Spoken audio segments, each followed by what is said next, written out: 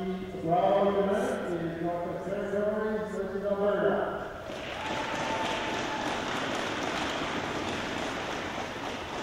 On sheet 30, Ontario versus Nova Scotia.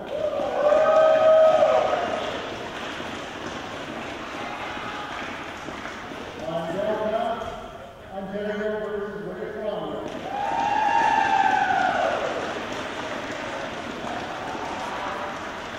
On Nova Scotia versus Saskatchewan. Good luck and good luck.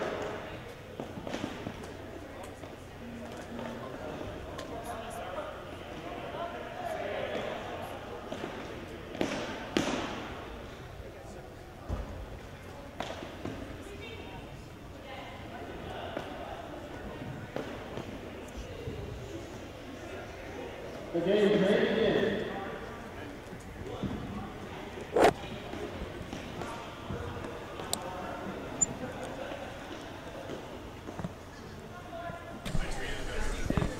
Welcome to coverage of the 2018 Travelers Curling Club Championship at the Miramichi Curling Club. Darren McEwen alongside Eddie Pinder for the men's semifinal. Nova Scotia taking on Saskatchewan. And Eddie, it should be a great game. Saskatchewan has rolled through the round robin, but faced a bit of a challenge in their last one against British Columbia, who ended up finishing their round robin in the pool top spot. And Saskatchewan looking for their second title in this team. Yes, we're going to be looking at two very good teams, Darren. I had the opportunity to commentate on the game. It was the first opening draw for Saskatchewan, and sometimes you need a few bounces to go the right way, and they were down 3 coming home and picked up a 4-ender to win. So I think that got them rolling, and certainly expect them to be tough to beat tonight. As we watch Robin Nathanson of the Sydney Curling Club in Nova Scotia throw his opening rock. A tight guard to start, so we're underway. Nova Scotia, they finished tops in their pool. They got off to a 1-1 start, downing Yukon, but losing 7-2 to Prince Edward Island, so maybe flew under the radar for a couple more games, but rhymed off 4 more games, including a big one against Manitoba in their last round robin to clinch them first place in this pool. And as we get a look at Wes Lang here throwing lead rocks for Saskatchewan, Nova Scotia has really done well at this event, having both the men's and women's teams getting direct buys right to the semifinal. Yes, being from the Maritimes, I'm quite pleased to have both the men's and women's Nova Scotia teams be here qualified with a bye to the semifinal. So that bodes well for Atlantic curling. Yeah, they probably are now the crowd favorites here at the Miramichi Curling Club as the only teams from the eastern provinces that have made it. Ontario, though, with also 2 teams in the semifinals, both the men's and women's qualified. Ontario's men's team is on the adjacent sheet here on sheet D, taking on undefeated British Columbia, and Vic Shamuzzi out of Richmond, British Columbia. If you're looking for coverage of the women's semifinal, Northwest Territories are going for their first ever Canadian Curling Championship title, and they are 2 wins away from it. But Sarah Strader has to get past Alberta on sheet B. You can find that game on our other stream, and the other women's semifinal, Ontario and the Nova Scotia women's team. Back to our sheet, though, and you can see it is Nova Scotia sitting top button to start, and Corey Kohutch will have the hammer. Interestingly enough, Eddie, it was Nova Scotia with the choice of hammer or color. They chose color, so relinquish hammer to Corey Kohutch. Yes, we had a bit of discussion on that just before we came on air, Darren, and there must have been something there that Team Nova Scotia saw through the week that would force them to choose color over hammer. We saw the game on the sheet, the quarterfinal game this afternoon between Manitoba and Ontario, and Manitoba had the choice and they chose red. So maybe there is, but maybe they also just won a game on here with red. Not sure. Yeah. Find out. Well, yeah, as curlers are superstitious like many people, many athletes, so they may have done well with red all week, felt more comfortable. Nova Scotia's Travis Stone's being asked to throw a freeze to the Nova Scotia stone that's currently buried on the Travelers logo in the middle. And interestingly, Darren, I didn't know if they would play this first end wide open, but it looks like we're going to have some rocks in play. Yeah, I was talking to, I guess it was to Robin before the game last night, and he was saying they love to play with rocks in play. So good to see. Pretty aggressive. And Stone's rock coming nicely in there. Very nice, yes.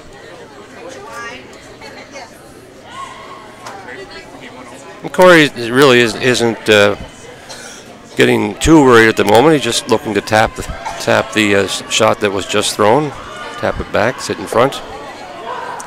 This team from the Nutana Curling Club in Saskatoon were runners-up in 2016 in Kelowna, British Columbia at the Travelers event, and were champions, as we mentioned, in 2014 in Halifax. David Krejci was the new addition to the team for the Kelowna event, and has been a strong add to this team. As you saw in the game at the end of the last quarter-final game, he made a really great double takeout to basically put the game away for Saskatchewan over Quebec in that one. Yeah. David Schmerler racks on the guard, bumps it in, but does open it up a little bit. It does open it up, and it may take them an end or two to see what different paths down the sheet are going to be curling more, which ones are running straighter. And that one certainly took off on them, whether it was weight or line, I'm not sure. This Nova Scotia team had the rest of the day off today with the bye to the semifinal, and as we mentioned, Saskatchewan was playing a little earlier.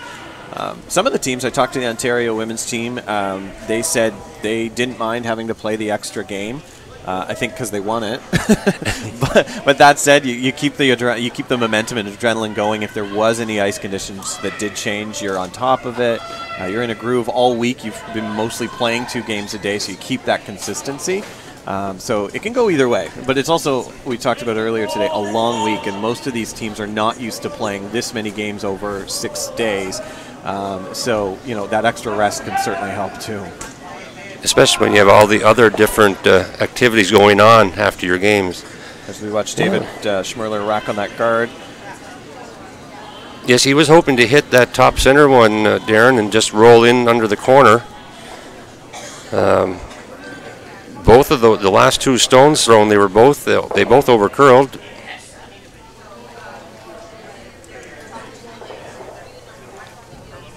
So we get our first look at Mark McNamara throwing third stones for the Nova Scotia rink.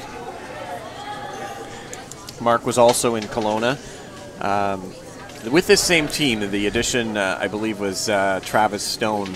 Oh, is that right? Okay. Yeah.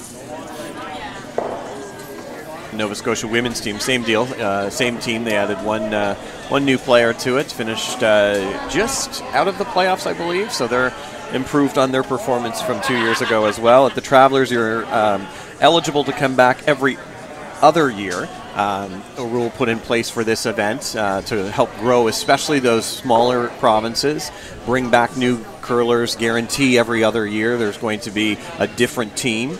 If you're, in Ontario and Manitoba and some of these other provinces, and including Corey's Saskatchewan province, it's really hard to get out of those provinces. So even to be able to come back in those odd years is a real accomplishment for these players. So great guard there by McNamara. And yes. David Krejci looks like he's going to be asked to play some sort of quiet come-around There tap. should be enough room, Darren, to have backline weight. Yeah, he's looking for just backline weight, through weight to tap that red stone back.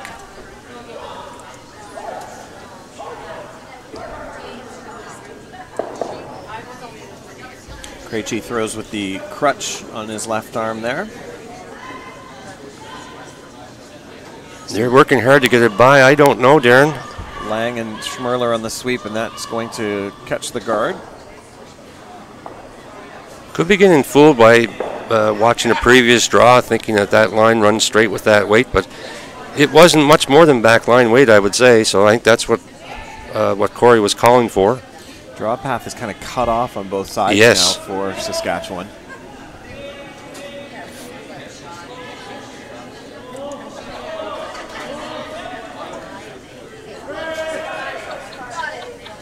Yes, I think he would be happy just to get to the center line on this, Darren, and pretty hard to guard the angle run back. on either stone, I guess, but on the closest one. So you say Mark McNamara is the new? Oh no, sorry, you said it was Travis Stone was the new addition, right? Travis curled at a junior championship for Nova Scotia in 2010 in Sorel Tracy. They just missed the playoffs. He actually curled with the skip from the Alberta rink that's here this week. Scott Garnett was living in Nova Scotia at the time, going to school, and joined Travis Stone, and by circumstance or by chance he ended up qualifying for the same year Travelers. Neither of them had been to a Travelers event before, and they reconnected here, had not seen each other in about 7 years until they got back here. And that was a miss by Nova Scotia, for sure, letting Saskatchewan off. You know, so there it is that one rock over curls past the center line. That one didn't come up. This one looks pretty good. And that is why you can't give the Saskatchewan team those options. And David Krejci with the big white doesn't make the double, but moves it out far enough to be sitting 1-2-3 Saskatchewan right now with hammer. And how quickly an end can change. Yes. Nova Scotia does have a double chance here. Double chance and roll.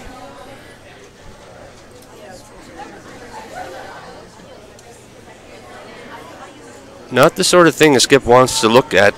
It's not that pleasing to the eye when you're facing 3 in the first end. No. But that's why they're playing skip.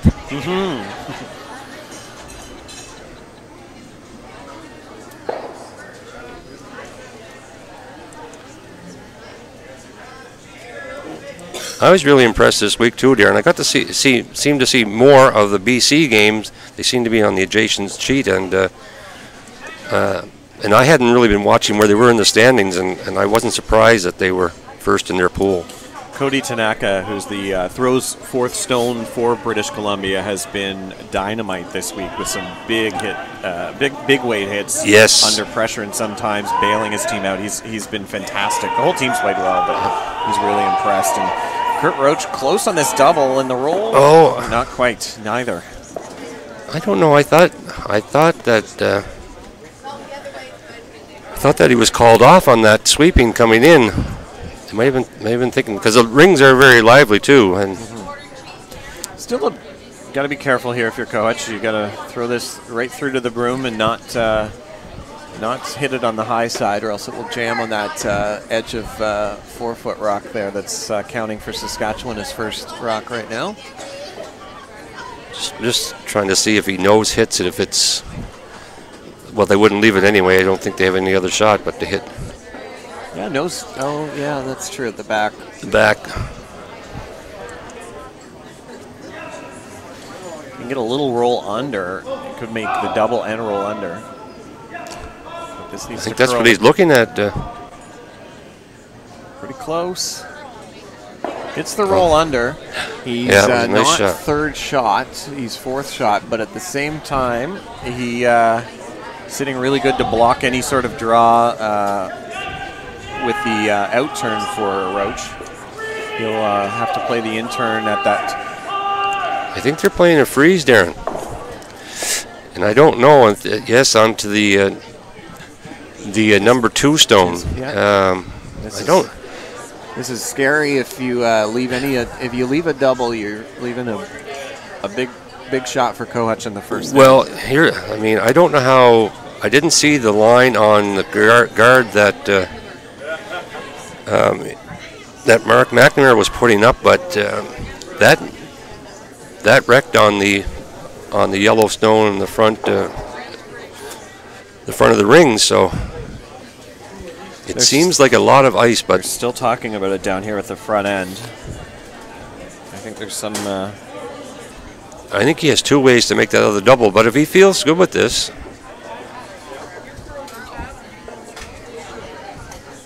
He's almost conceding the 1 point with this shot. Yes. It's going to be really tough to get away with.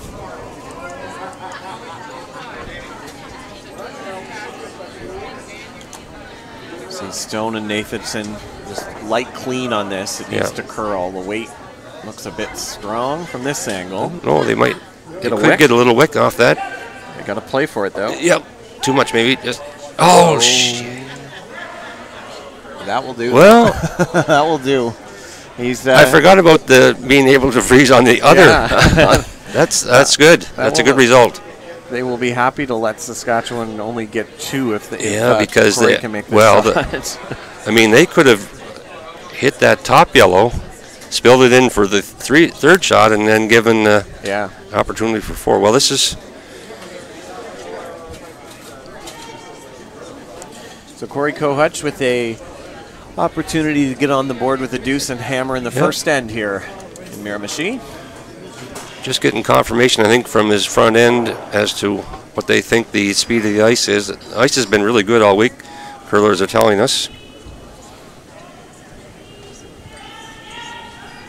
And there's lots of swing to the ice, lots of curl, both outside in and inside out. Corey Kohutch with his final stone in first end. Boys are right on it. I'd say it's a bit better line than what we saw Roach throw down this path. Yes, he certainly had less line than 14-7 or so on the hog to hog. Yeah, looks pretty good. And it will just swoop right Nicely in there. done. And Saskatchewan gets on the board with their 2 to start it off. In the other men's semifinal, British Columbia picked up a 2-point lead as well, as you hear the fans celebrating here at the Miramichi Curling Club. In the women's play, it was a blank for Nova Scotia as they had hammer in the first end on Ontario, and Northwest Territories was forced to a single against Alberta in the other women's game on Sheet B. You can head to curling.ca/scoreboards for all of the stats and standings, scores here. Again, the winners of these 4 games play off in the championship gold medal game tomorrow at 9 a.m. Atlantic. Tomorrow morning here at the Miramichi Curling Club. Losers of these games will compete in a bronze medal game for the men and the women. At the same time tomorrow, we'll have coverage of both the men and women's on the live stream. Eddie, it's been a great event this week. You've been around volunteering. Sean Ingersoll as chair of this event, and Hubert Williston have done a great job hosting an event here of great importance to the community. Well, it's been 2 years in the making or more. It all started when Sean Ingersoll's team won the club competition here to represent our club at the provincials. And then once they went to Ottawa for the nationals, or was it Kingston? I think maybe you could. Ottawa. Ottawa. Yeah, Ottawa. They really wanted to sit down with people and find out, if we had the potential here in the Miramichi to host the event, and they did a lot of work, and it's paid off. We've been really pleased. Talking to Sean this afternoon, he's been very pleased. He said, "Eddie, it's almost over," and so it goes by quick. Yes, It's a long time coming, but it goes by quick when it's here. And as we watch Robin Nathanson's shot come up as a corner guard for Nova Scotia. Yeah, it is I was mentioning in this afternoon's broadcast, a 6-sheet curling facility in a city this size. It's such a large building. It's with lots of space. It's been tremendous to have the downstairs viewing, the upstairs viewing, extra space on the side for the Eco Center that the city runs here. We have entertainment at night here. I've been to a few Travelers Championships. I've been lucky enough to go to the last 4. And you guys have put on a fantastic event. And I think the town has really gotten behind it. You can hear them in the background, maybe. On this yes, they've been horns, and since there's no ice shed seating or on the ice, so when the teams want to be vocal, and they're actually pretty nice about it. You only hear the bell for a couple of seconds, and same with the horns, and same with the clapping. It's a reserved clapping, but it's been fun, and even though I'm a Maritimer and I'm looking. I have somewhat of a bias for Nova Scotia. We really have just enjoyed the curling all week because all the teams have been playing well, and as we all know, the curling world's such a nice. They're just such a nice culture. So looking forward to the 2019 Scotties Tournament of Hearts, which is actually held in Sydney, Nova Scotia this February. This team, I know that Robin has some involvement in that on the board there at, I believe, the curling club, and it'll be great events there. Anytime you get to come to the Maritimes for curling or anything, it's a lot of fun. So a lot of guards to start this end. Yeah. All 4 are up there. I wasn't sure if Robin was called to, if Kurt Roach wanted Robin to come in with that first, or his last draw. Yeah, But anyway, it's corner frozen on the tight center guard. I think Corey Koch has asked for this rock to come in. It comes up light, so I think everyone's being fooled by the speed right now on both teams. Now I've covered, I think this is my 4th game on this sheet, and the teams throwing from the away end coming back to the home end on that turn, the clockwise turn coming this way, as you see Kurt Roach in the rings now, it seems to be a slower path, whether it hadn't been used much. Saw the final rock for Manitoba in the 8th end of that last game, and it was that same path. And I don't know if it hit the slide path, but it really dug in, or if it picked. But it did not look like it was going to be light, and it came up just to top 8, leaving Ontario the draw to the 8-foot for the win. And there's another one. There's another one, yeah. And Travis Stone's rock. We found what was happening, like you said, it hits the curl path and comes off it quickly. And if you bump the weight up by 6 feet, it may run straight through. It's just tricky. It's tricky. So I suspect you'll see more of the play on this side if they can. Saskatchewan's earlier game was on sheet D this afternoon. Yeah, we talked about that. You mentioned that at the outset, Darren, playing, having the bye today and sitting out and waiting for the game as opposed to playing, in back-to-back games. And sometimes you just get that feel, and you played well at 12:30 and you come back out. Or sorry, it was at 1:30. It's a great shot though by David Schmerler. Oh, it looks really nice. Yes. Bumps it up to full 4-foot really there, and that is you see Kurt Roach raise his broom there to acknowledge a good shot by the Saskatchewan second. Yeah, nice weight. Travis Stone will be asked to play a run back on this one. Could make it a couple ways. If you ever come off the back of the red, yes, you might get it as well, but this needs to get by the top yellow to start. Looks like he's by. Oh, they overswept it on that. Oh, yeah. And things are getting messy here really quickly in the second end. Well, Travis threw that well. They backed up almost. Yes. When I said that, I looked and it was right on the center line. I think you're right, and sometimes you don't realize that until you sweep 3/4 of the way down the ice and say, "Ooh." These are 8-end games here at the Travelers Championship. 30 minutes thinking time, both teams. They get 2 timeouts. Time really hasn't been a factor for any of these teams from the games I've seen. We did have a couple games where time became a bit of a factor. I noticed in the Quebec game they were pretty rushed in the last 30 seconds in that one. So we see David Krejci be asked to play a guard. They're going to have to get this over. Yeah, it's over currently. They just wanted to get over and off. Yeah. And it's over.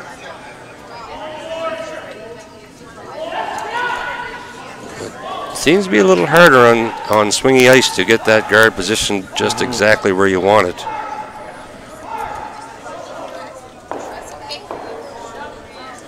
Opportunity now to hit and roll under cover, Darren. Yeah, a few different ways. If you play quiet, you might get it behind that big mess down the center line, but if it ever hangs, you can certainly roll to the wing as well.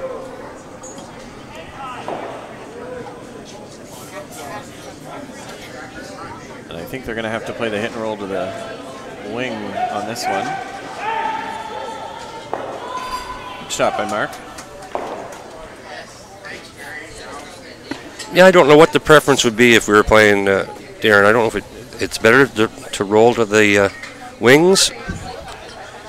Yeah, you have Hammer. Not bad to be behind those corner guards. That said, you have 5 center guards as well. Yes. Yes, if Corey happened to get aggressive and draw in behind the center guards, it certainly cut down the scoring area. He's looking to play a run back. And you can roll in on this as well. Close. Nope. But he does grab a biter at the top, although doesn't have Hammer for the second end. And I think I'm sure he had that in the back of his mind if he didn't make it that that rock that he has as a tight center guard can always be promoted.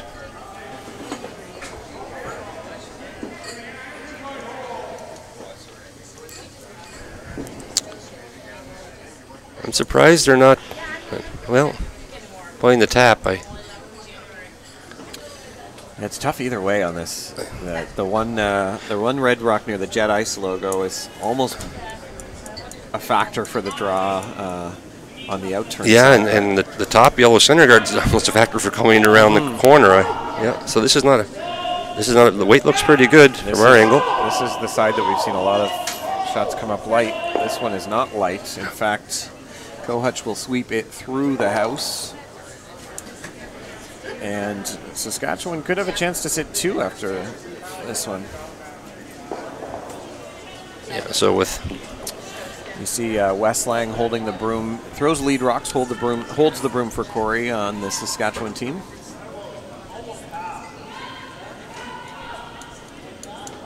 He's looking at if it's just easier, Eddie, for him to tap up that yellow, or... Looks like it's going to be the tap. Tap. Well, I mean, the thing about playing the back red, it may be exposed to the point where Kurt Roach could come down and hit and roll in behind, or come down to freeze too. And now we're looking at now this is potentially taking the. Yeah. This is really aggressive in a sense, but I don't think it's. He has it on his next one too, if he wants to do that too. But yeah, you're right. If you go after that red and you hit it half a rock and roll open, you give Nova Scotia the chance to get a hit and roll behind that mess that's out front. So you get one behind there much easier using this promotion here. Yeah.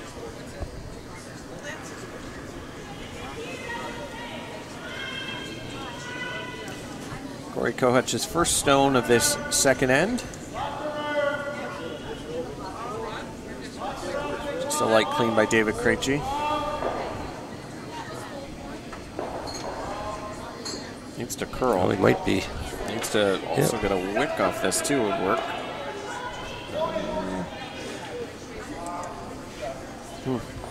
So he's opened it up too for Roach to get in there. He's probably surprised that didn't come up. I don't think it came up as much as he thought, but maybe he had just a touch more weight than he.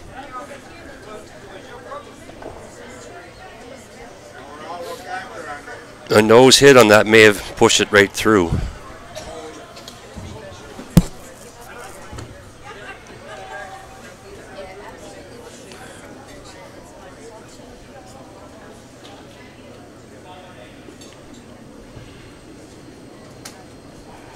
Well, we're going to get a chance to see here, Darren, if that corner guard is in the way of this draw path.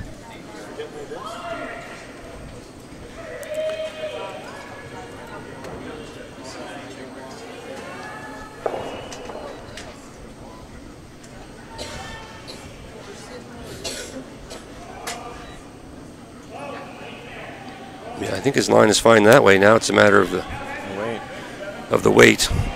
And will it finish? Looks pretty good for weight. You don't want to leave a double, though. No. 14-3 on the hog to hog. Yeah, I'm sure he's going to take it back now.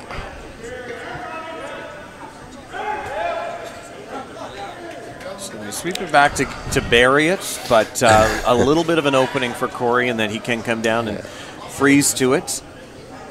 Take the end away from Nova Scotia if he's able to lock one on the umbrella. Yeah. I'm surprised by that. That again didn't finish. That was nice weight. They never laid a brush to it all the way down.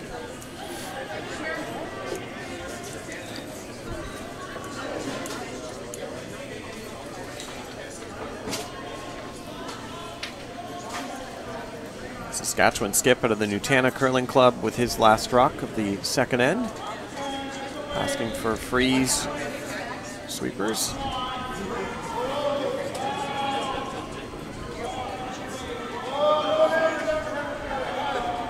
Coming in there now. You don't want to bounce.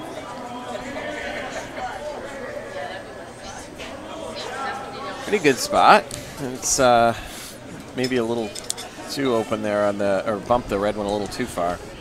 It gives Roach a chance maybe for 3 in the second end. Can't overthrow it at this spot, though. I thought maybe he would take a little less ice and play a little more weight, and if he lost the back red, he still gets his 2. He's going to have to come to nose, Darren, to push this by the red number 2 stone. We promised you lots of rocks in play from Nova Scotia, and they've delivered in both these ends. Saskatchewan as well. Yeah, and Saskatchewan, they're a veteran team. They've played together for quite some time, and I'm sure they've, at their club and all the different spiels that they travel to, I'm sure they're not afraid to mix it up. Kurt Roach with a big opportunity to pull ahead in just the second end with a 3-point shot. McNamara calling them off after they jumped on early.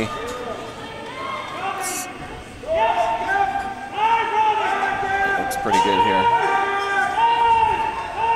Get by the back one. Just enough, and it's a 3 for Nova Scotia to pull ahead. Wow.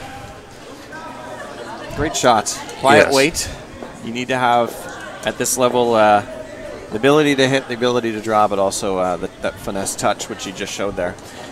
So it's a 3-2 game in our feature game. Updating you on the other men's semifinal. Ontario blanked the second end. They trail BC 2-0 in that game. 1-0 game on both women's semifinal right now. It is Alberta trailing the Northwest Territories 1-0. And Nova Scotia is up 1-0 on Ontario in the other women's semifinal.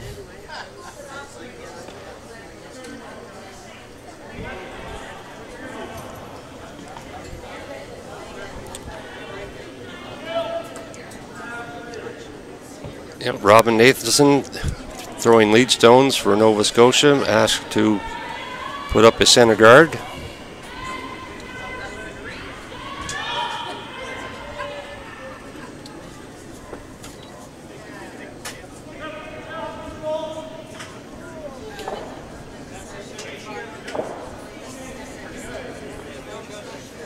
Corner guard call here by Kohutch. It is probably going to be another rock-filled end, Eddie. Yes. And maybe Darren, just explain for the benefit of our fans, especially if this is the first draw they've watched, about the 4-rock rule versus the 5-rock rule for the Travelers event. Yeah, the national championship this year is 4-rock rule. The reason for that is most of these teams qualified last season, which of course club play and national play was 4-rock at that time. Two provinces did declare their winners this fall, but because you qualified under the 4-rock rule, this and the Canadian Mix, which were just held 2 weeks ago, were played under the 4-rock rule, and we'll move to the 5-rock rule for both those tournaments next year. This doesn't lead to any sort of world championship event this Travelers. But these players will go back to their club, and I think most clubs in the country have adopted the 5-rock rule. It's not mandatory, but I know my club and most of the clubs back home in Ottawa, where I'm from, have adopted it. Yours as well, Eddie? Yes, yes. I think there was some discussion around, do you go to it? Would it slow down the game? I don't think it slows down the game in any way. I think most the times when you were going to peel are so few at the club play for that extra 10-15 seconds of appeal versus not. I don't think it really slows the game down that much. Even in this game here, we've seen a lot of rocks in play, and it's a 4-rock rule game. So you don't need necessarily the extra rock to keep rocks in play. But that said, I think I find it would be hard for me to, and both you and I have worked with Getting Started programs and others, to teach people 4-rock rule at a club level, and then to turn on TSN and watch elite level curling and ask why they're playing 5-rock rule. So most places across the country have gone to it, but the rule for this event is just for continuity from last season. Yes, it makes sense, Darren. Standard other rules in place for this event. We do have the WCF approved fabric on the brooms is a rule for this event. We mentioned the time clocks as well. We have the Curling Canada umpires out there helping with any sort of measurements that happen. The players aren't doing those, and they've done what they need to do, which is not be part of the game, really. And I get to sit out here in the cold and watch some good curling. If I forget what their cadre is, if it's 7 or 8 officials, and I mean they've done yeoman's work all week, and it's as we were talking earlier. As a club curler here, it's usually not that cold and nice, but they're wearing their winter jackets out, and they are doing a superb job. As we see Travis Stone's rock come in to bump the Saskatchewan Stone back, and the team from Cape Breton sitting 2 right now. David Smirler being asked to do the same. Asked to bump back this red Nova Scotia Stone. A familiar name to curling fans, and of course in Saskatchewan. David, a distant relative to the late great Sandra Schmerler. And this looks like a great shot by David. Needs to curl in though. Good positioning for Saskatchewan with bumping those Red Rocks behind the tee line now.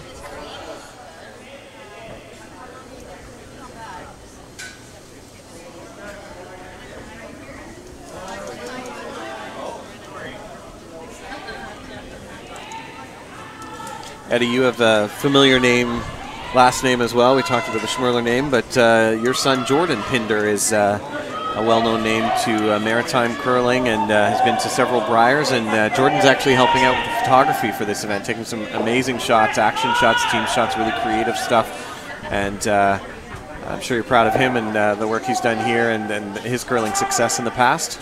Yeah, it's been fun. The teams here, family members have commented on the photos that they're receiving, and one of the things that is good about it is that it's immediate gratification. They can see the photo on one of the draws and then order the print and get it that evening or the next day. They don't have to wait a few weeks for photos to be sent out. So yeah, it's great. I love coming to this event. It's I've been fortunate enough to go to as a spectator and working with some of the teams at Briars and Scotties and Trials and that, and the players here, the things that are really important to them are, it's unique, right? It's the jackets, it's the jerseys, it's the photos, and it makes you appreciate those things that different events are maybe not. If you get to 5, 6, 7, 8 Briars and Scotties, there may be things that go unnoticed, but here, especially for the first timers, and I think I would say more than half this field for the men and women are first timers to the Travelers. It's exciting for them, and to be able to take home those keepsakes, including the gear they get, is really special. So see Nova Scotia with an opportunity to put more pressure here on Saskatchewan in this third end.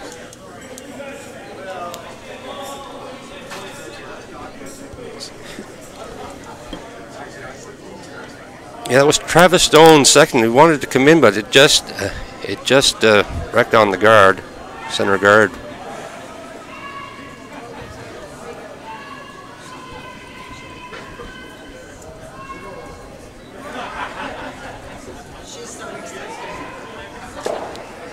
And with that, Nova Scotia will be sitting, I guess, 3. But it wasn't necessary for them to be sitting 4, but I would say, didn't come up maybe as far as they wanted, because Saskatchewan. Yeah, I'm surprised. I think they weren't sweeping at the end. Maybe it was line. I'm not sure what. Kurt seemed to be indicating he wanted. I thought tight top 4, but it's full 8.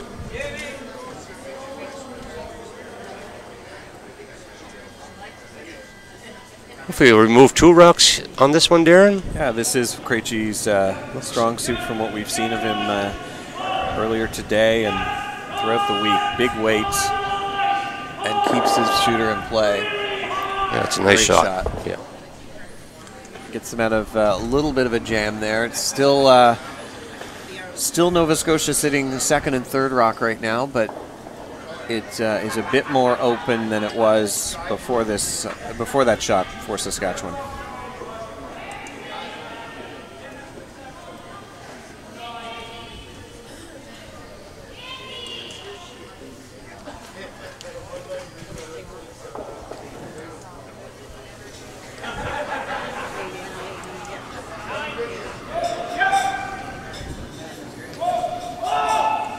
McNamara being asked to play a short run on the top 8-foot stone.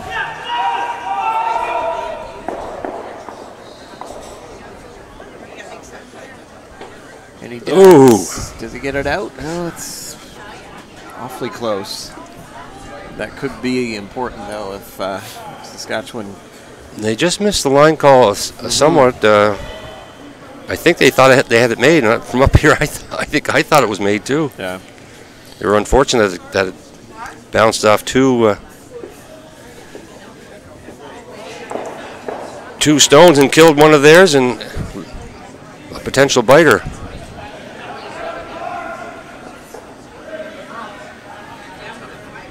See Lang and Schmerler trying to hold this one.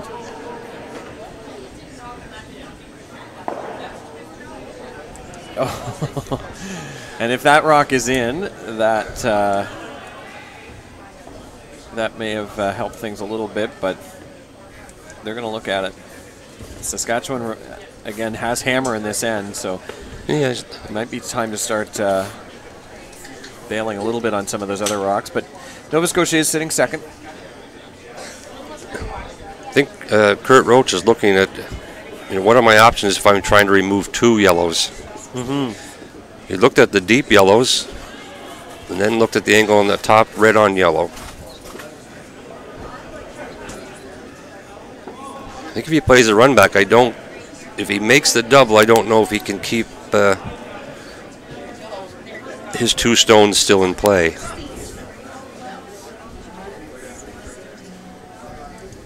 It would be close. In the other men's semifinal, British Columbia stole a point to go pull themselves further ahead of Ontario. It's a 3-0 lead for the team from Richmond, BC. Ontario women, led by Stacey Hogan, was able to draw in for a first point rather, a 1-1 tie over there on sheet C. And you can watch the other game, the women's semifinal. Northwest Territories taking on Alberta. In that game, it's a 1-0 lead for the team for the North. But in our game, it looks like Kurt has opted to hit the back open yellow stone. I don't know if he's trying to line up the double or if he's just going to hope to hit and stick there. Hit and stick there, he'd be sitting second and third. Probably wouldn't bring that other one into play. Yeah, I think he was looking at three options: hit and stick, hit and roll in behind the two rocks that are on close to the center line, or hit and roll over on top of the... This needs to curl, Eddie. Oh, it comes up nicely at the end. There's a lot of swing in this ice. Is it normally? Yeah, with up weight normally from the 4 foot out, it runs straight, but I think because the stones were sharpened or on a Friday night just gone past, a week ago, we've seen more break even from up weight shots.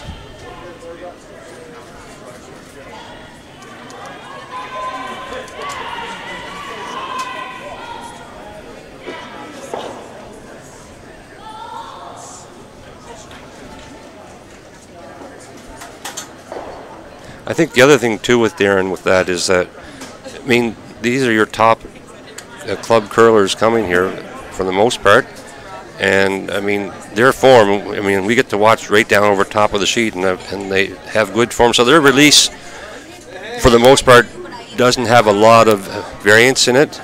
Whereas we know in our club teams that sometimes you set the rock out and it is going to run straight. Any motion on the release. We're teaching beginner curlers as they get to learn the delivery. So you see a good shot there by Corey. I always say you can have the perfect slide and the perfect balance, but it can take years to perfect that release, and you see it at the elite level when misses are made. It's usually not in the actual line of delivery or the slide. It's in the release. It's in the release. In the extension or the if you're dumping it or setting it out. Yes, it's all in that. So. Yeah. And we all know our teammates have certain tendencies that we watch for, and give them cues to say, all right, get to the broom, or positive release. So Kurt Roach is going to hit the back one on his his last rock of this end. Saskatchewan has the hammer.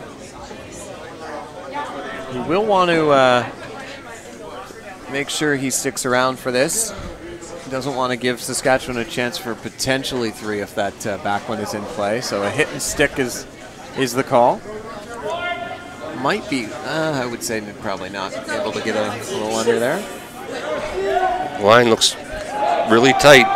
They're keeping it out there. They back that off.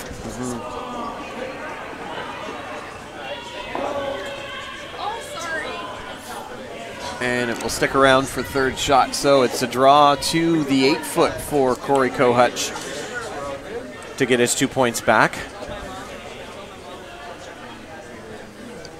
And depending on what shot folks at home see, they're choosing the in-turn. There's a long corner guard, which may be in the slide path for the out-turn draw.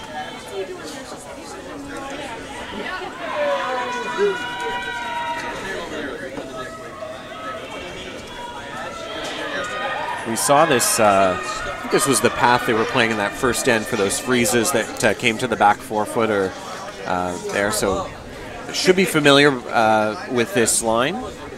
And Waite picked up, I imagine, a little bit in speed.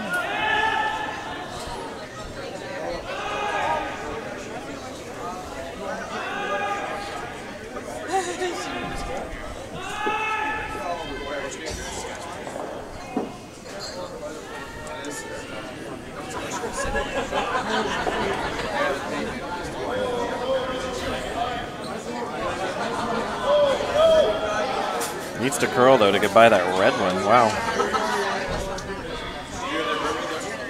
The weight's good, but he is on that red one, and will he bump it up for shot?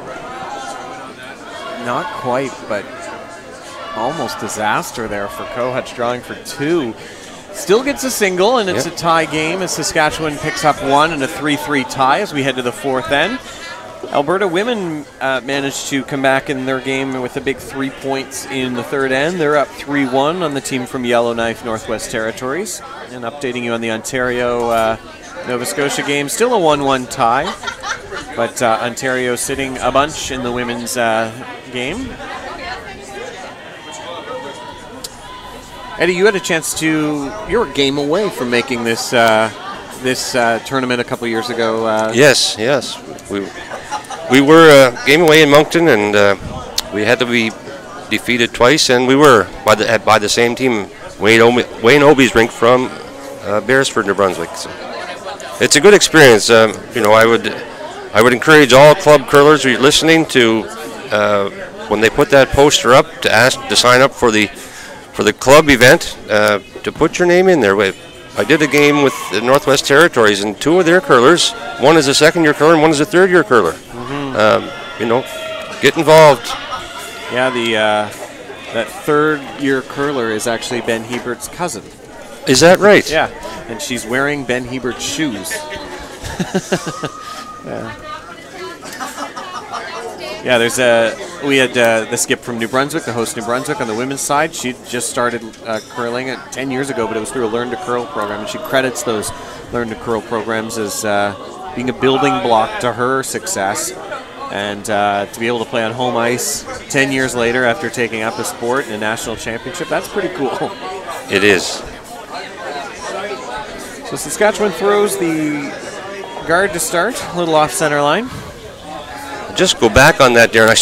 I probably confused it. It was the men's Northwest Territory teams that they had I wouldn't want to take years of experience away from the front end of the women's team. And I believe Alana Jansen, though, has only curled for a few years. Is that right? Yeah.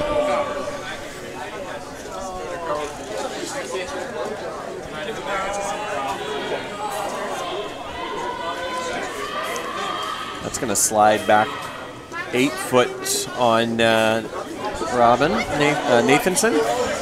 We saw in the men's quarterfinal this afternoon the early lead rocks that were sliding to the back were really resulting in some very difficult ends for both teams, but it got really messy, and keep an eye on that rock.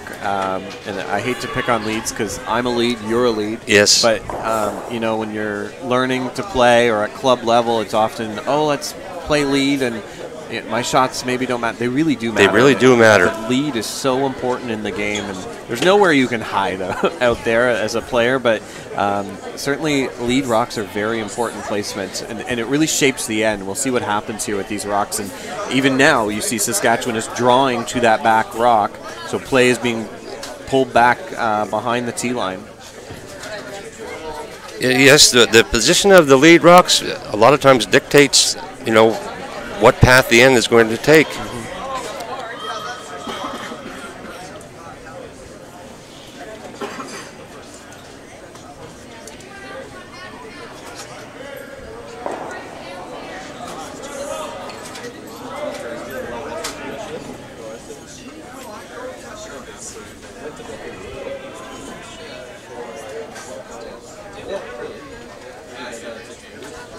See Stone switching the angle there, trying to make the rock curl a bit more, and he'll drag it to the top of the 4-foot. Great sweep there by McNamara and Stone. Darren, I haven't had a chance to talk to the curlers about using the WCF pads for their brushing, and where you have been around some of the elite players, what life expectancy do they get out of a pad, a broom pad?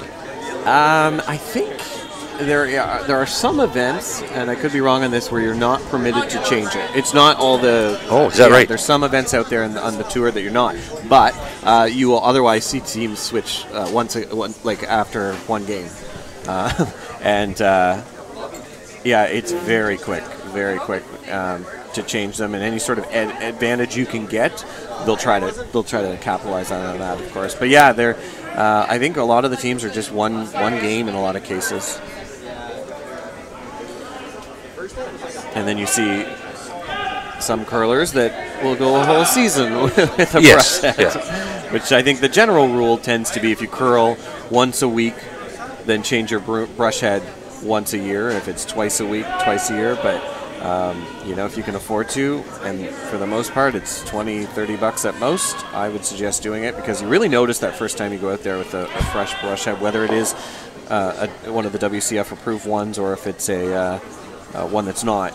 You really, if you're not making a difference, it certainly feels like you're making a difference. It sure does. Yes. Sounds like it too. So great shot there again by Nova Scotia. Going to hit and roll. They're sitting 2 right now, kind of staggered behind that long Saskatchewan guard. Kovac playing the long run, but if he peels it out, that's fine too. But you don't really want to be playing run backs or a peel when you don't have hammer and your opposition sitting 2 right now.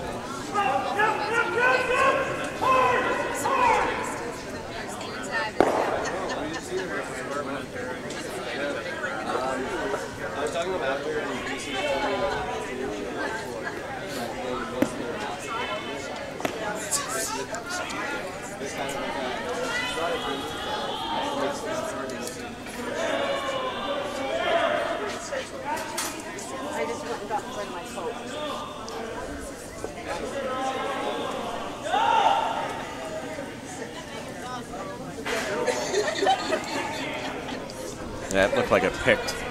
Yeah. Just went sideways and really slowed down on Travis Stone. Yeah, you could see Travis's reaction.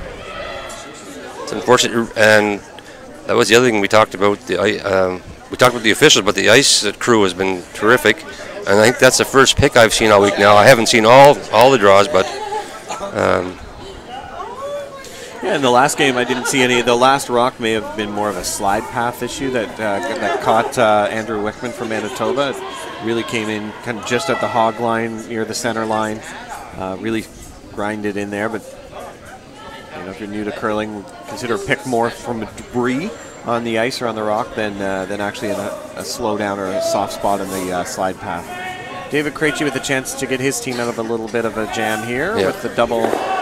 And yeah, very nice shot. Won't remove it from the house, but they are sitting 2. That really spun back at the end. It did. But slight momentum shift in this fourth end.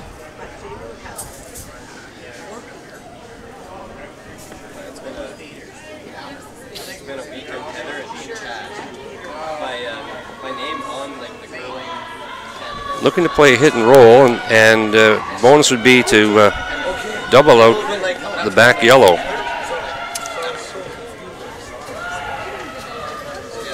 Mark McNamara with his first rock of this fourth end. And that's running straight, Darren. He's got a piece of it, but doesn't want to. Oh, removes the one.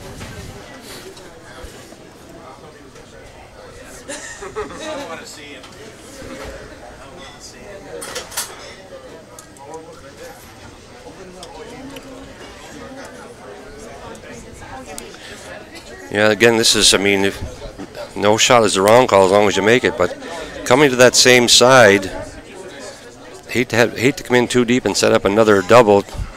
Or a pocket for. Or a pocket, Nova Scotia. exactly, yes.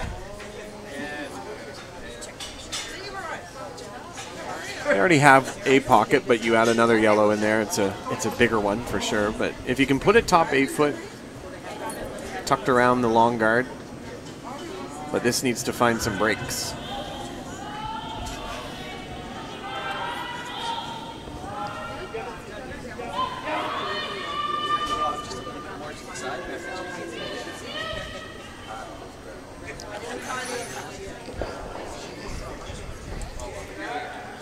It's a long guard. If you can't quite see it on our overhead, but it's just over the hog line by a couple feet.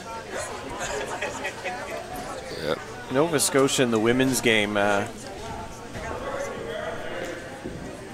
it was Michelle Williams just pulled off a beautiful draw to the button and to against at least one Ontario counter. So Nova Scotia takes a 2-1 lead. They were giving high fives down there, Darren. Yeah. It's nice when your skip can come up with that shot to bail you out. It's an incredible shot by Quebec men earlier today against, I think it was 4 or 5 Saskatchewan counters. This rock is going on them. I don't know if that picked as well, but it really took off. The same kind of spot where Travis Stones did. Yeah, it's just looking at something that, because that was a good-looking shot. In fact, if anything, it was a little wide. I think they were just holding off.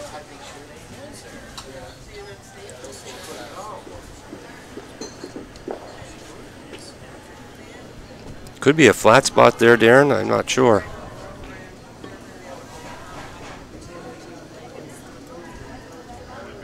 We were out on the ice taking photos at the first of the week. I was helping photographer take photos, and being down on ice level on the sides, everyone has new curling shoes on, new grippers. It looks like so. I don't think it's anything to do with their equipment.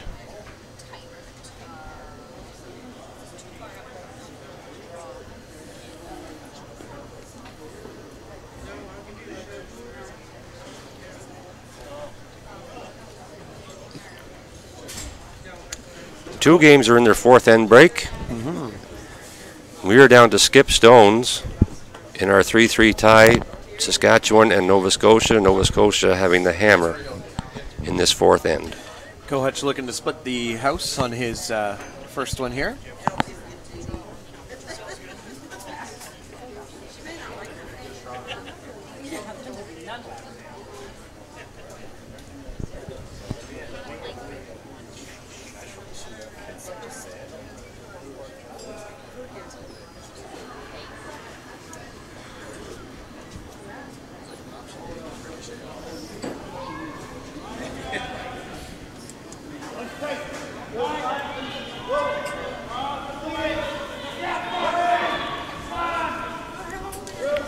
Krejci and Schmerler sweeping to get it by that corner guard.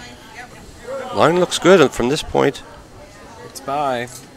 They want to outcount the other rocks. They're losing the line a little bit, but get enough into the 8 foot. So it's sitting 3 now for Saskatchewan. Yeah, that's a well-positioned rock, Darren.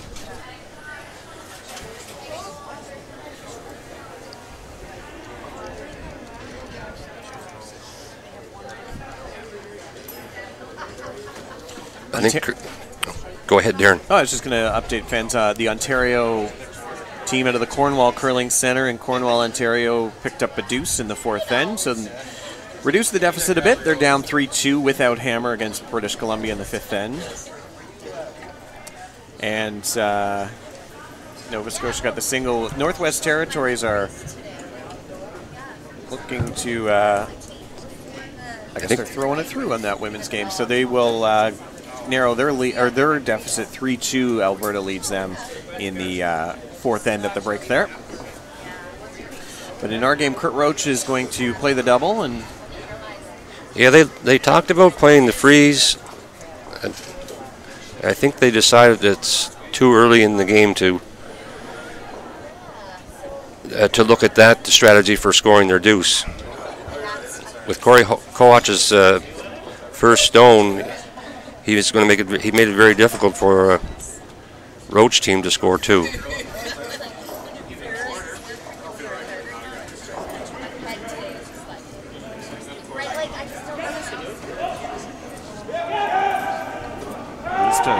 Really would like to save his shooter on this one, that's for sure. Yep. And he will, by virtue of a catcher on the side, and not a bad result. Not a bad result either. It's maybe open from the guard, but there's backing on the other red behind it. So a really good result there by the Nova Scotia team. Kovac still has a chance, though, to bump it out. As I said, the guard's long. The yellow that he threw on his last one, not fully in the way, that's for sure, but could be a factor. And even if he wicks off of it, he'll could still get in there for a shot.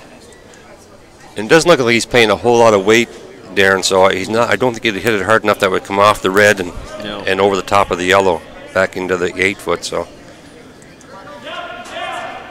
If he plays just the freeze or the tap back, he'd be forcing Nova Scotia to a single.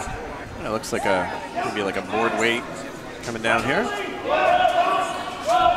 Krejci on it early, but they put him back on now to hold the line. Really close. By the front one, great shot by Corey Kovac to sit three and force Kurt Roach to draw against 3 in this fourth end.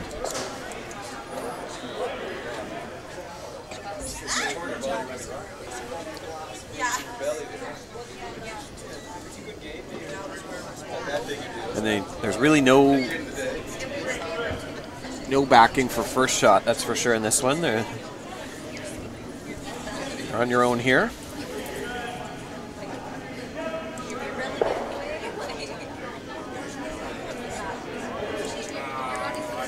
The boys are just keeping it clean, so that's a good sign if you're Nova Scotia.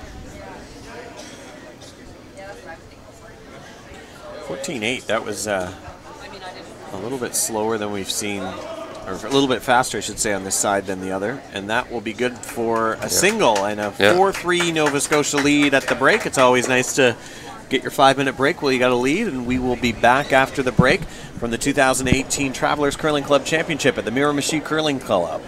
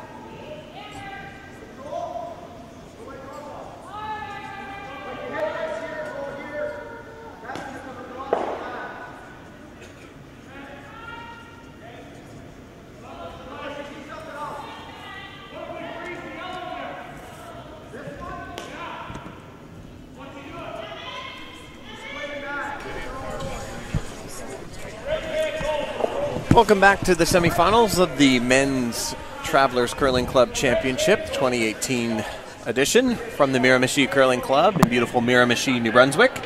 Darren McEwen alongside Eddie Pinder for the game between Nova Scotia and Saskatchewan. It's a 4-3 lead for Nova Scotia. A few momentum shifts in this game, Eddie. We've seen Nova Scotia put a bit of pressure on Saskatchewan, and in that last hand there, Saskatchewan was sitting 3 before the final stone from Kurt Roach, which landed in the forefoot for the single. Very well played game overall, Darren. Been a few half shots that have then opened up changed the momentum, as you said, in the end.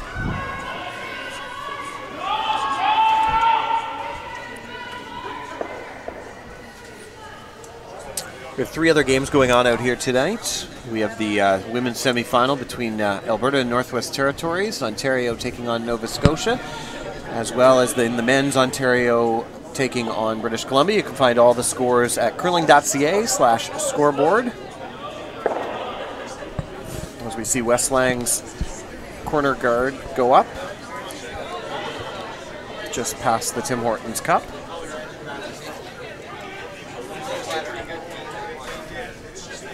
You may see the logo for the Curling Canada Foundation on the 6 sheets of ice here in Miramichi. We had really great fundraising efforts thanks to the teams and the locals here at the Curling Club. Each team brought items for the silent auction, and it was to support youth curling across Canada. For the love of curling is the slogan that's used for that. They brought lots of unique items from their towns, their provinces and territories. There was also other items in that auction from Miramichi as well as from Curling Canada. It closed tonight at 6:30. I don't think I won a thing. I tried, but did you get in on anything, Eddie? No, I thought it was closing tonight later on, so I was waiting. But a lot of nice merchandise, and for a very good cause. Really appreciate the teams bringing all those items to the event. Yeah, and they had incentive to do it. They also have their own fundraising campaigns. If people were looking to donate, they could do it online. Teams were raising thousands and thousands of dollars that would go towards the foundation. But the teams themselves, for every $400 raised, would be entered into a ballot for winning an all-expense-paid trip for the 4 of them to head down to Las Vegas for the 2019 Continental Cup of Curling, and included passes, flights, hotels at the Orleans Hotel there. So pretty cool prize. I know the ladies from PEI are really hoping they win that. And I said if they did, I would put GoPros on the 4 of them, and we would probably have an instant reality show hit on our hands, as the team from the Cornwall Curling Club has been a fan favorite here. I like your idea. Yeah.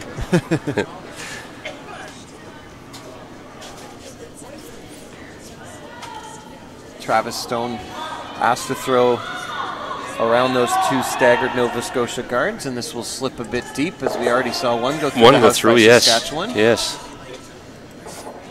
Finds the breaks in time. Yes, I think the way the center rocks are staggered, Darren, they're choosing to go in with this turn. But the last stone did slide a bit deep, creating an opportunity then for Team Saskatchewan. David Schmerler here throwing to come in and sit in front.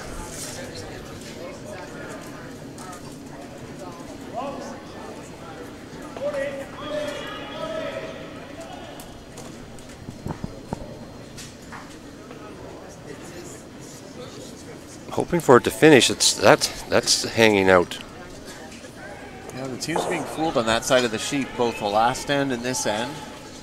It does often get a little bit quicker after the 4th end. All they do is take a mop to it, but that can sometimes be enough to speed the ice up, and something you're not used to at all at club play. It happens at elite level, at the Scotties and Briars and other events, but it is something you're really not used to. The 4th end in itself is something at a club level you're not used to, taking that 5-minute break, so you got to get used to that at this. There's a lot of things you have to adjust to, but that mop that happens is something that can catch a few teams after the break.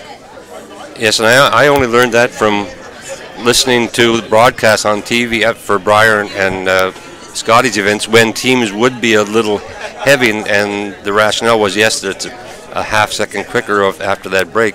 And Travis Stone was able to adjust on that one on the tee line, so Schmerler can bump it back a little bit and still be behind cover, but can't up the weight any more than was on his last one, that's for sure. Again, for curlers who are wondering about should they get involved, this is really a special opportunity to curl competitively. This is exactly like the Brier or the Scotties for these people who are curling. Each draw, they get a brand new sheet of ice, just as if it was the opening draw of the day, and it's not like going to any other competition that you would go to. Yeah, it's really a miniature version of that Scotties and Brier, and the experience from the fact that you have shuttles back and forth for the teams to use. You look out there, the scoreboards, the umpires, even this to be on live stream, and that the coverage that the event gets.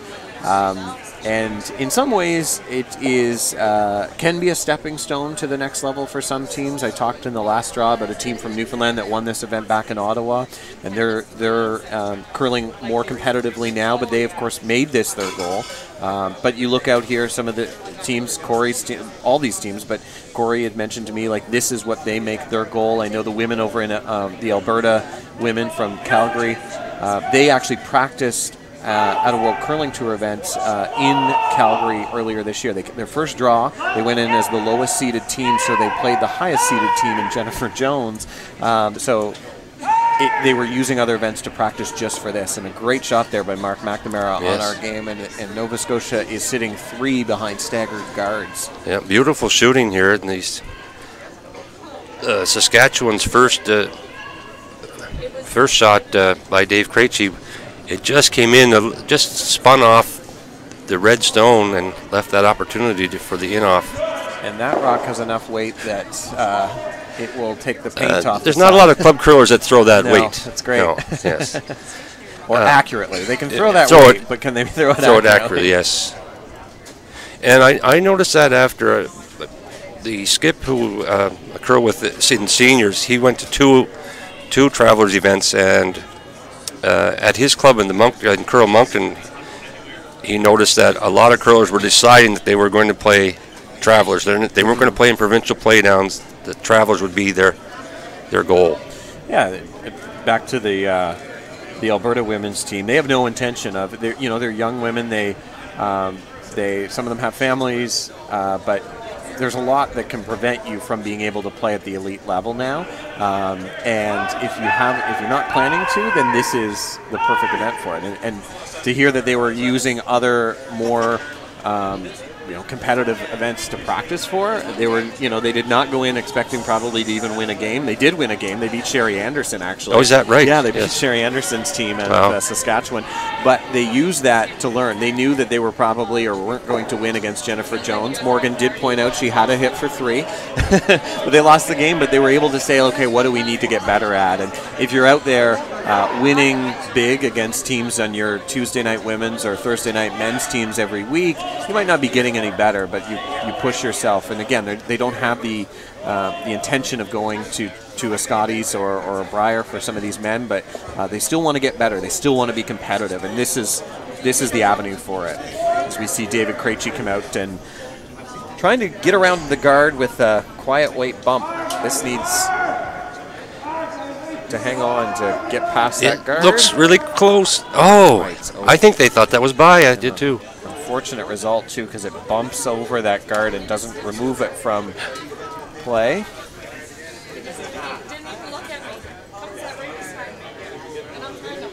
I apologize earlier. I said it was David Krejci's first shot. It was David Schmerler's second shot that had bounced off the Nova Scotia stone.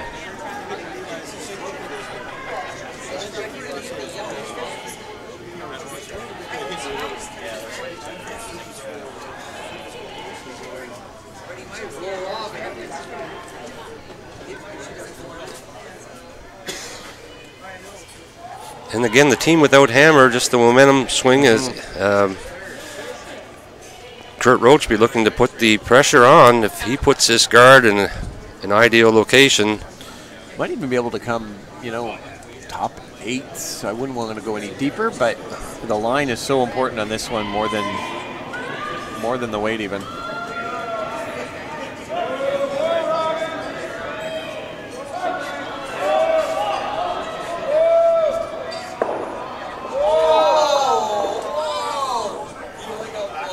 Cody Tanaka in the neighboring seat. You may have heard the crowd reaction there. Tanaka was able to make one of his trick shots he's been making all week. I don't know if he scored 2 out of it, but he certainly got an ooh and ah out of the crowd. And Kurt Roach did a bit more of a simple shot, but certainly achieved what he wanted to do, which is prevent Corey from playing any sort of hit on that cluster of Nova Scotia red.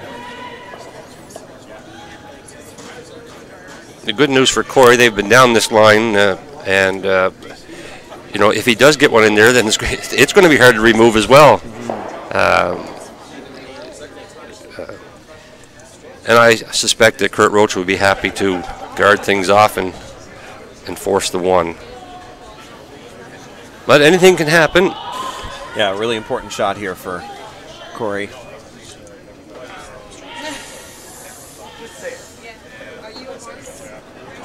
Sweepers, they're using their watches, and you mentioned, Darren, said 14-5 is what they're looking for? Yeah, I think I saw 14-5 got Kurt on this side of the sheet in that last end to the top 4. I missed the time on this one. This looks light. It's not heavy, I'll say that, but pretty close for the line. Really dragging. They're really dragging this. This looks like a great shot if he can get it to the 4 foot.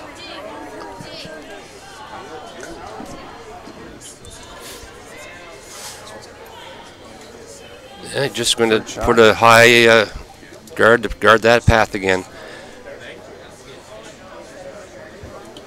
You talked about the directional sweeping too, Darren. This week, I've noticed not only is the caliber of the players noticeable in their deliveries, also in their sweeping. Tremendous sweeping, tremendous brushing here.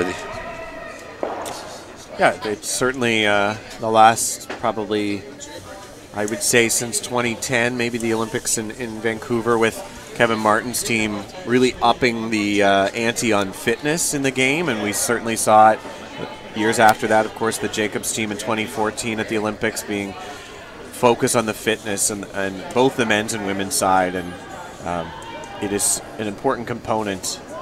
If you're a front-end player and you miss one or both of your shots, you can make up for what you did with your sweeping. And you can certainly have a negative impact too. But this one needs 3 sweepers for Kurt Roach.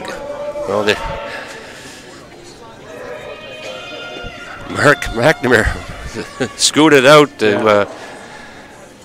They were a little bit apprehensive whether that was going to get over the hog line, but threw it in the perfect location.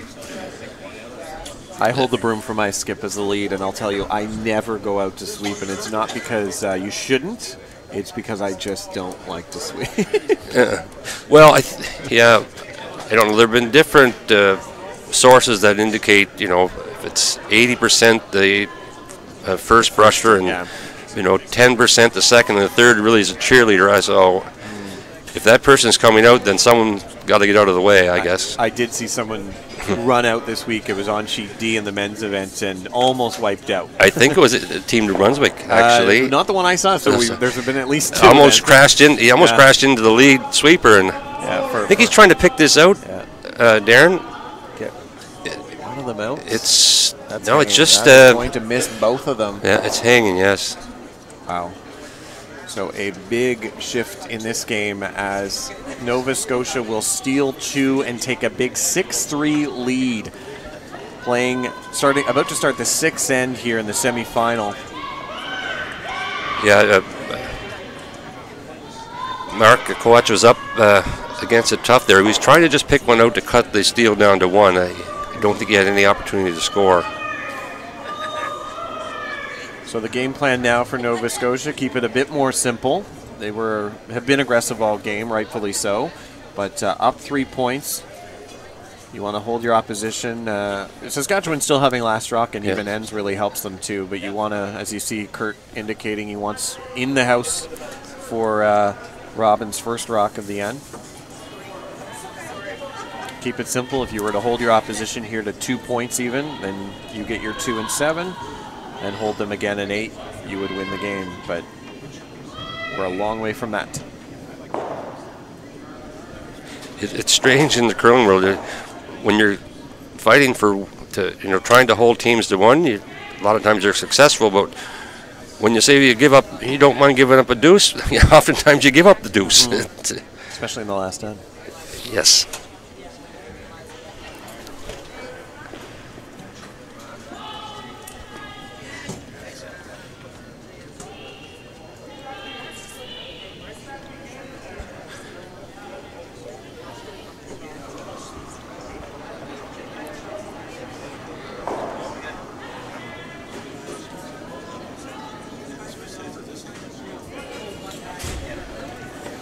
Wes Lang's looking to find the double-double in the Tim Hortons there. Yes, the Tim Horton Cup's been a splash. Yeah, it's really been synonymous with throwing the corner guards. Now I know that we've had events here. I'm not sure if the cups are placed in different locations. Looks like on the Scotties and the Briar, they're closer to the house.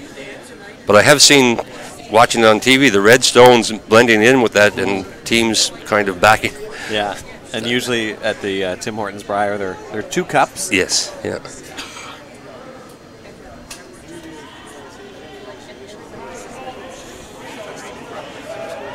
Robin with his mission accomplished in this end. 2 rocks in the house. Corey's deciding to put up a second corner guard instead of coming in around the one he placed or playing a hit and roll on the top red. And these next few ends too, Eddie, will be a test of mental strength too. The Nova Scotia team hasn't been in this position before, and Kohut certainly has twice, having won the semifinal in Kelowna and again at Halifax. So, they know what it takes either to come back or just be in this situation if they're. So we'll see if nerves become a factor for either of the teams.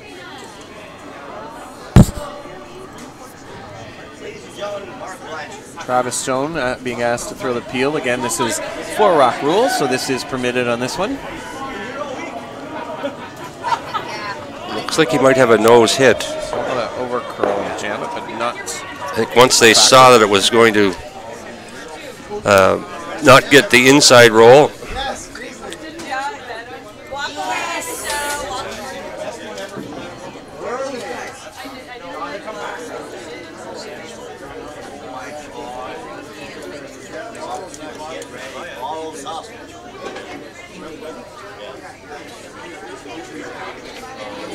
Things are picking up here at the Miramichi Curling Club.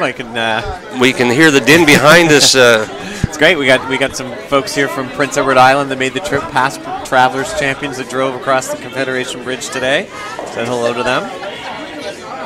We watched David Schmerler's draw around the corner guard. There's lots of room to get by the guard. Weight looks good too. Nice if he could sit second shot as well. And he does. That's a beauty. Great shot by Schmerler.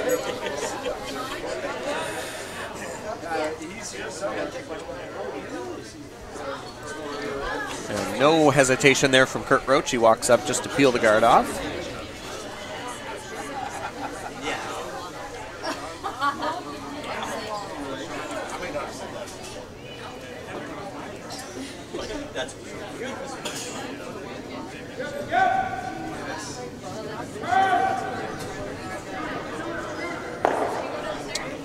And a nice peel by the second. Yes, Travis Stone made no mistake with that one. A lot of times you don't see much curl on peel weights, but they're getting some curl here, so.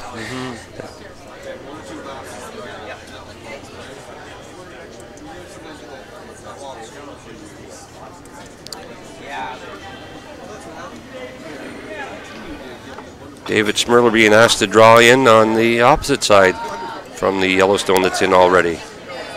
Might be a little light, Darren. Looks like it. Lang and Krejci leaning on that brush, but that won't find the paint. A bit of frustration there. Yeah. So a chance for Nova Scotia to remove now the great draw that Schmirler threw on his first one.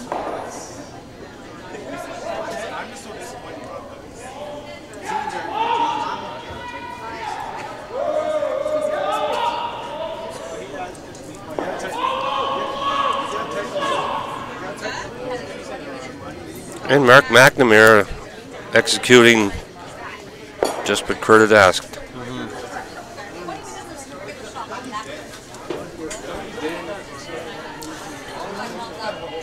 Still 4 stones left to come from Saskatchewan. A lot can happen. Saskatchewan still has corner guards as well. Yes. Yeah, and they could use that off the front one. They also, the Nova Scotia stone that is shot is behind the tee line as well. If they get access to it, I think right now you're probably looking at finding a way to get your second point.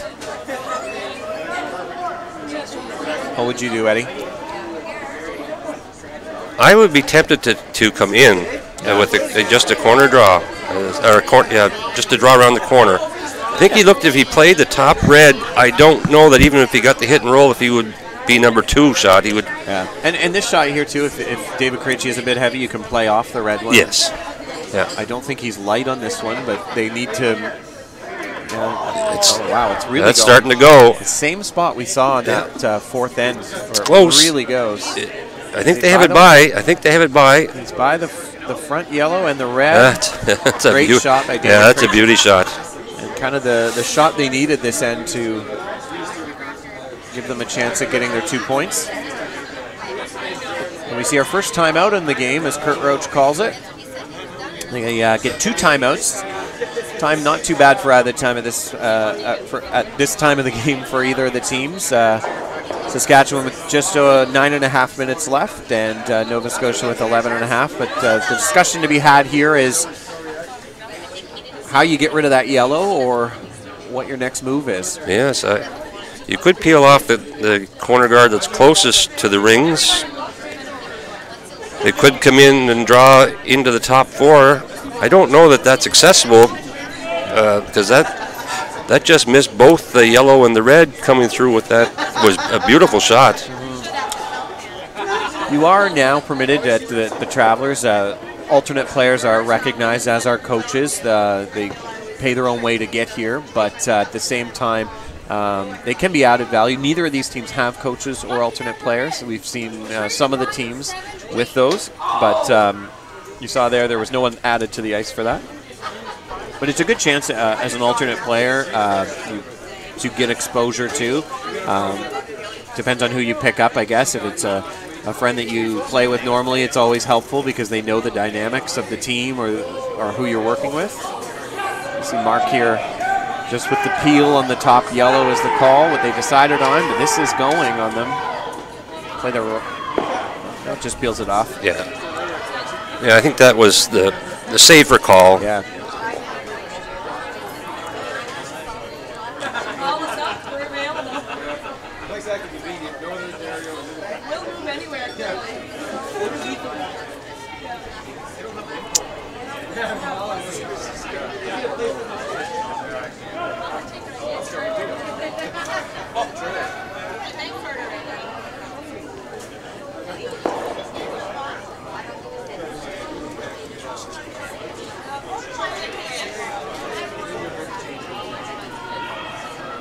Krejci knows the line and the path in this spot. Just played it. Like I said, it was up a little bit by David's reaction there. David Schmirler. Now it's starting to move, Darren. Want to find the 8-foot here, or at least bite it. Outcount those top reds, and they'll do that. Great shot by David Krejci. 2 really good shots in this end from him.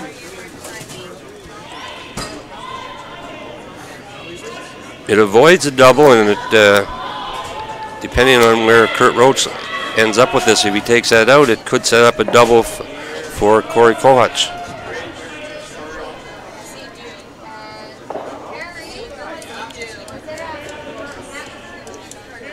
If you have two browser tabs open, you might be able to watch both this and the women's game, but Sarah Strader is drawing right now against 5 Alberta counters. She's down 5-2 right now. Morgan Muse of Calgary just made a really nice double takeout in the women's game, and this is an important shot. She needs about the 4 foot for Strader. We'll update you on that once that end's completed. But it looks like Kurt is opting, as you said, Eddie, to hit the front one, can roll over. It would be a bonus. I think they looked at it. Is it possible to run that yellow back and get the double? But quiet weight might do the trick, but you don't want to flirt with the front guard too much. You don't need to on this shot. You don't want to give up any more than 2 this end. They're playing pretty normal takeout. Yes, it looks like. The guard won't be a factor, but he'd like to keep the shooter. Oh, almost makes it. But look where his rock rolls to. It's making it so focused, Saskatchewan, on getting second shot, but now they're going to have to make a move to actually get to the shot rock, and that roll there. That roll really just prevents it for now. Yes, it just it's probably the ideal roll. It didn't roll out in the open that Corey could run it back and kill the second and third shot stones.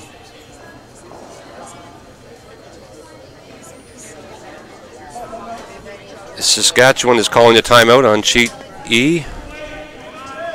And to update you on that women's game, Sarah Strader made the shot to keep that a game, that's for sure. So it's 5-3 now for Alberta. Alberta still in control with Hammer playing the 7th end, but nervous times there as she faced 5 on her final. Yes, that was a pressure shot, Darren. And the neighboring sheet, Matt Dupuis made a nice shot there. It looked like for 2 red, I believe that's what. I didn't see it, the second one hidden there. Was that for 2? I didn't see either, Darren. We'll find out when they put the score up.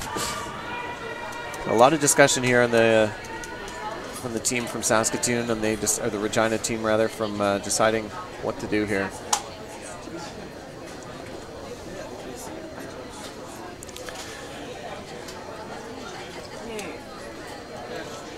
We're in the 6th end, and both teams, I think, have more than adequate time to play the 7th and 8th end.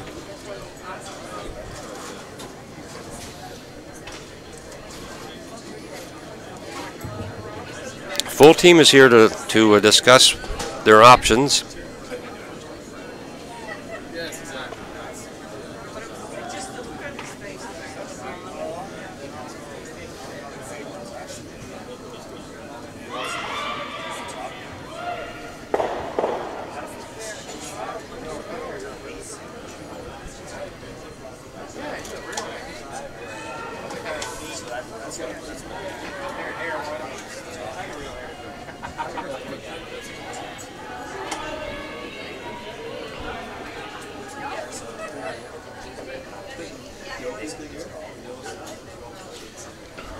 So it looks like they're going to opt to play the draw. This is a tough shot for Corey Kohach. She's got to navigate past the corner guard there that's his own color, but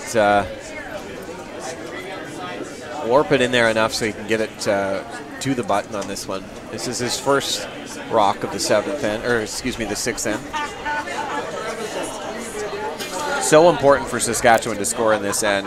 Obviously they'd like 2, but scoring, as we said, in the even ends is really key, in an, especially in an 8-end game where you only have a few more ends left to play. Yeah, it's so much more different when you're in a 10-end game as opposed to the 8-end. You run out of ends quickly. Yeah. I think they don't mind if they can even have like back 4 weight to tap this back. Yep. Looks really good. Yeah, they're off it for a second, and that might cost them if it goes. But They'll get by. Oh no, it just caught the side of that red rock. And probably enough to, wow, just that hesitation to get off the rock was maybe the difference on that one. Wow, it was great weight, great line. Yes. Just rubbed the side of the red rock. It almost touched it but didn't direct the line, but it certainly did come off a little bit. Wow. And a few options here for Nova Scotia. Looks like they'll be taking the in-turn hit at this, and if they can get the roll in, and I don't know how Saskatchewan would score if they're able to hit roll into the umbrella on the button. Well, it's this is pressure too, because if it happens to, don't want to say anything negative, but if it happens to wreck on that top red, I mean, then 3 comes into play for Saskatchewan potentially. He's taking plenty of ice on this, so it must be playing a little down from maybe just normal weight. And he just threw this shot. Yeah. Kurt Roach, his final stone of the 6th end. Without hammer, he's up 3. I think that one started early. This is going. I don't know if he's able to get by the guard on this. Oh, they're off it now. Oh, wow. Great shots. And that will extinguish Saskatchewan's hope of getting multiple points this end to sit 5. I think he's going to have to come with the other turn for that. From where I was sitting, I did not think that was, and it cleared the guard by quite a bit. I don't know if there was a ridge there or what, but that really, they held it straight. They may have been able to back that off even, because they were right on it, and then Mark McNamara was saying off. And a tough shot here even for Corey to score. He's got to hit and roll over to the button.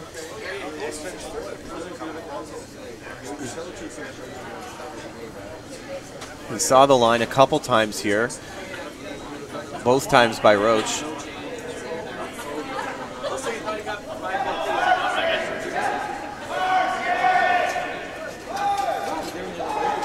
But all sorts of pressure, facing 5 red counters right now by Nova Scotia. Schmerler talking to Kohutch in the hack.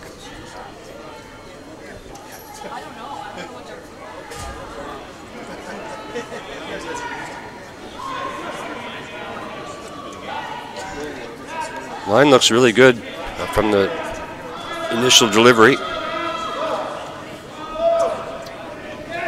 Needs to hit and roll to the umbrella to score his single. Corey Kohutch in this 6th end will do Nice shot. just that. Great shot. It hangs on.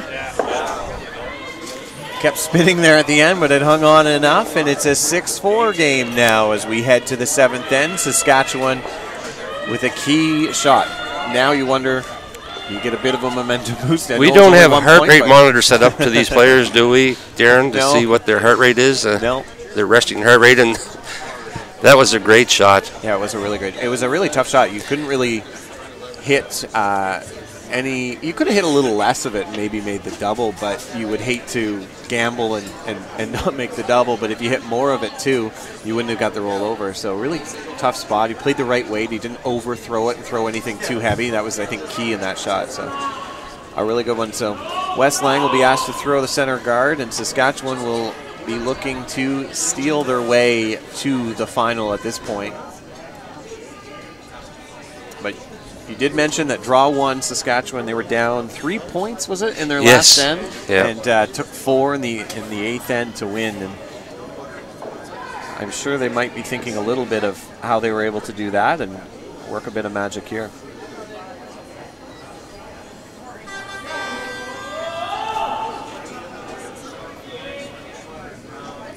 All the games now are close out there.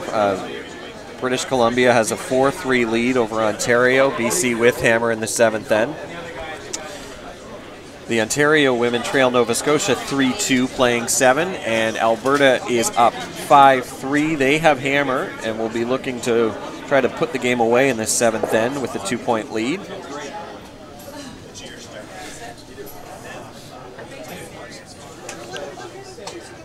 Yes, it's Ontario Stacey Hogan, Darren. I think she's drawing against 3 Nova Scotia Stones. I was talking to her before the game, and she is a Travelers rookie out there, and said that nerves were a factor in their earlier game, but they prevailed very easily in the quarterfinals.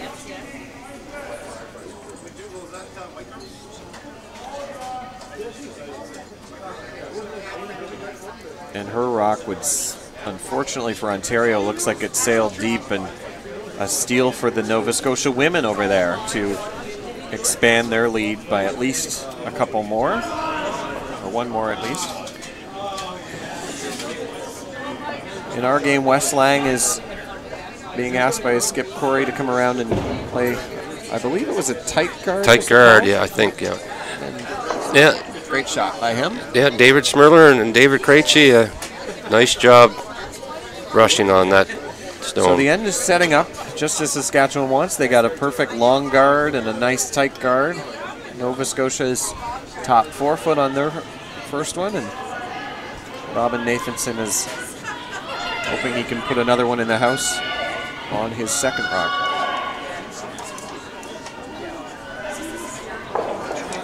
As I thought their first indication what it was that the weight was up a bit.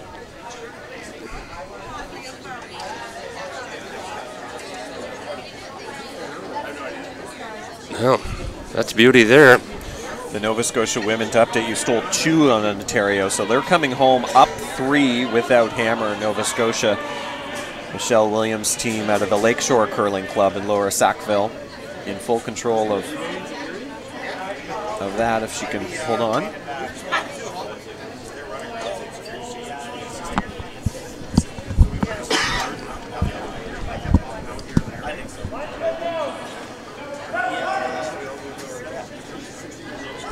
David Smirler trying to just sit on top of the 2 red Nova Scotia stones. Even release that back red one. And that's a great shot. Yes, it is, yes. So 3 great rocks by Saskatchewan to start the 7th end, and 2 good ones by Nova Scotia. Saskatchewan may be buoyed by that great shot that their skipper made in the last end to pick up the single point. Travis Stone, though, being asked to peel out the long center guard. And he does just that.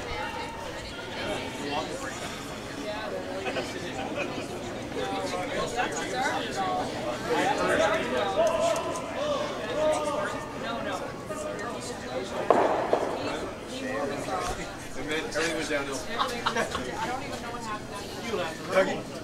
Like Peter Ass makes an appearance, everything goes down.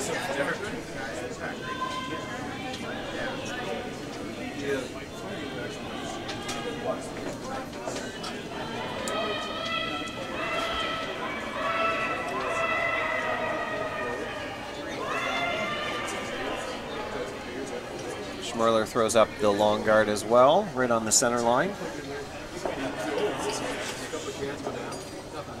It's awful tempting to want to come in and sit on top.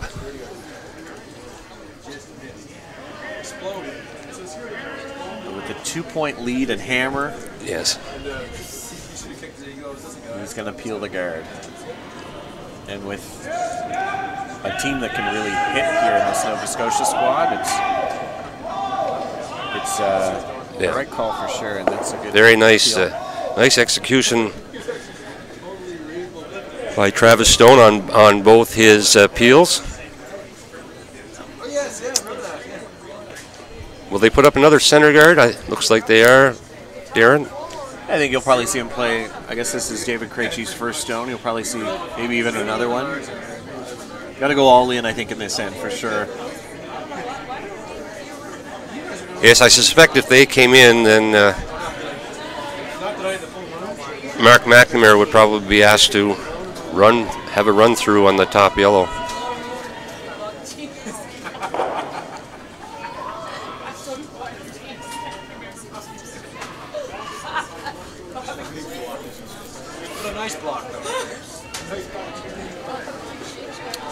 Now that one's a little tighter and could bring bring a multiple removal here into play for Nova Scotia. You got to watch what happens when they make contact, if they head into the house and any sort of jams. He does not want to come across the face. Hit on that high side. Staying there. Yeah, straight peel would be fine too. Yeah. That's a good Mark shot. will do. Yeah, very nice.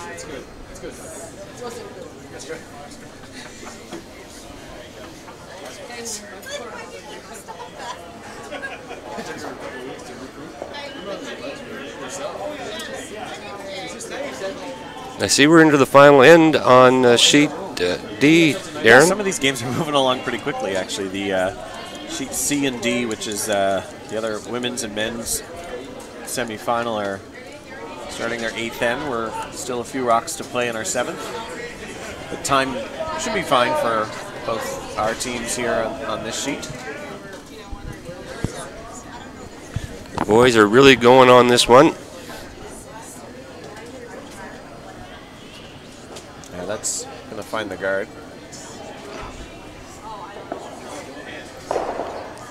Don't know, the weight wasn't really that bad. Really dove It's towards just the center. yes.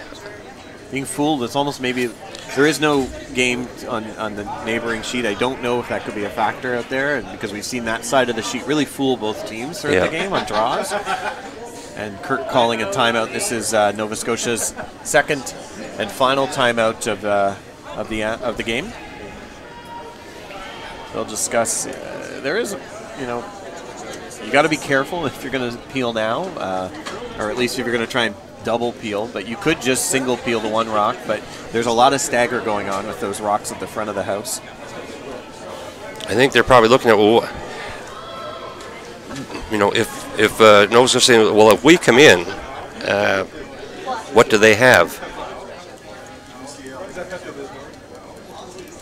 And I can't recall who it was. It may have been on one of the Briar broadcasts where they said during the timeout, well, what shot would Saskatchewan like us to play? Right, yeah. I'm teaching new curlers, I like to say that for strategy, you're always thinking of what you're going to do, but what would the other team want you to do? Or always thinking ahead. It is, chess on ice. It is, what is the next Yes, move? that's right. And if you're ever stuck yourself, it's always good theory to put yourself in the opposition's shoes and think of how they would like you to play out the end.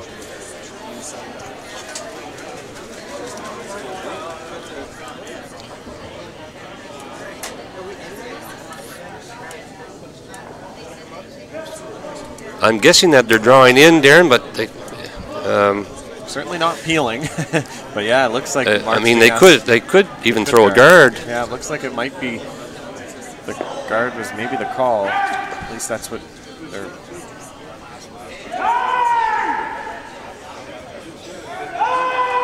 So it looks like they were trying to draw in, but they're going to have a hard time getting that by. Oh, Mark.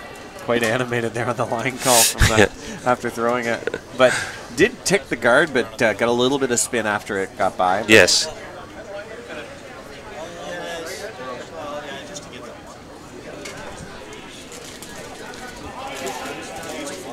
It's a different looking on the overhead monitor, Darren, than it is looking from our angle at the far end of the sheet. There's more separation in those 3 yellow stones than.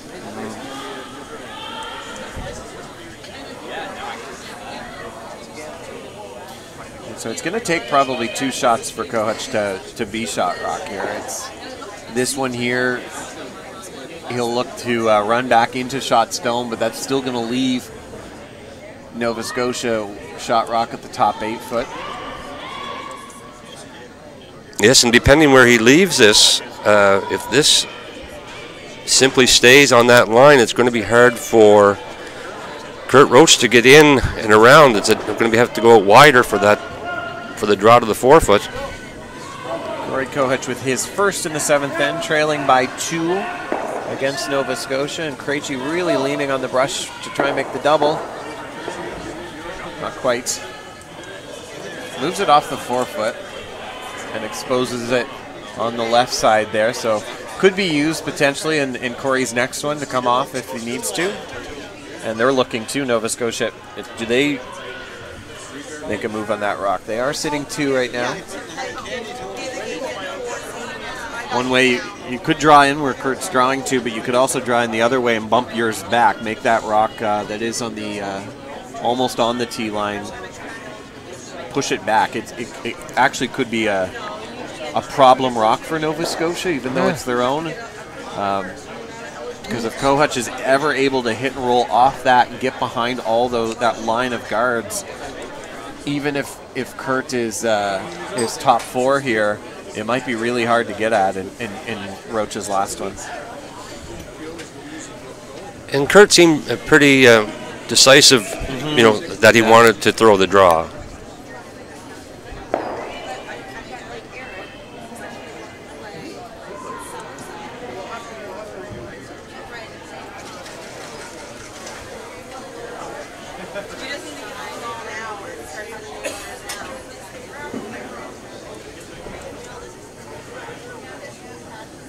We've seen a few draws on this side catch both teams by surprise. Yeah, this was a little wider path. It looks like they took a little more ice. He's not light.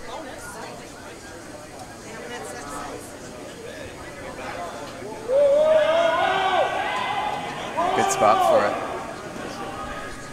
But as I said, Kohutch has the hit and roll, and if he can roll and not set up a run, he could steal a point this end.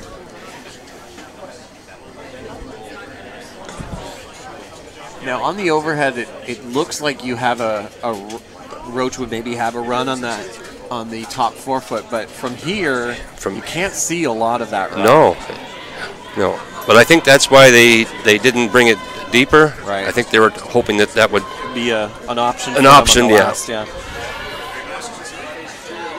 But Kohutch needs to make it first, because if he doesn't get the roll, then it could be the game.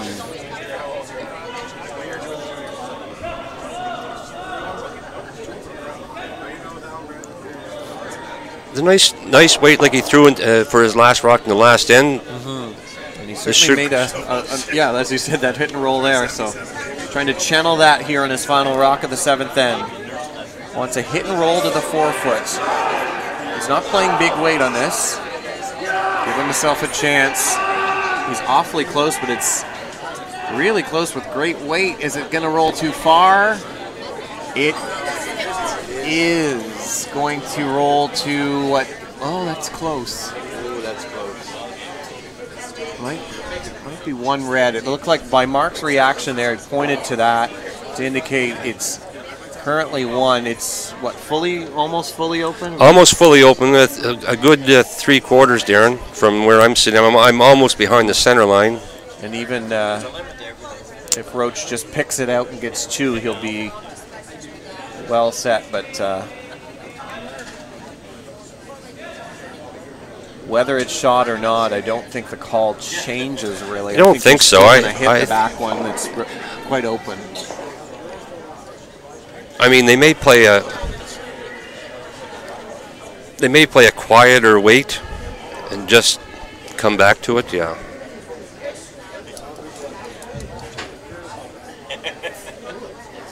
And it looks like by the ice, that's what they're going to do. Kind of a board weight hit. Can roll a little bit around. They can roll anywhere in the 8 foot. But I think all they're hoping is to make contact with that back yellow. Yes. Get rid of that rock. And be in full control in the 8th end. We saw some of the draws earlier when we had the corner guard out in the 6th end, or the 5th end, that the rock seemed to stay out on this line, seemed to hang.